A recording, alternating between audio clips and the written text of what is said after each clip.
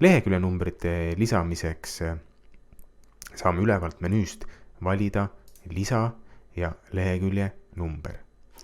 Juhendi järgi peavad kõik leheküljed alates tiitellehest kuni lisadeni olema nummerdatud. Numeratsioon paigutatakse lehekülje alla keskele ja tiitellehele lehekülje numbrit ei kirjutata.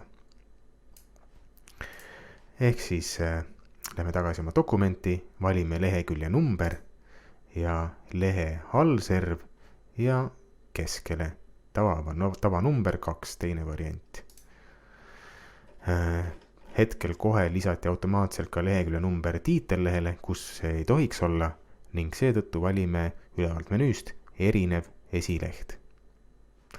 Sulgeme päise ja jaluse ning meil on kõik leheküljed korrektselt nummerdatud alates lehekülg 2, mis algabki 2, kuni lõpuni välja.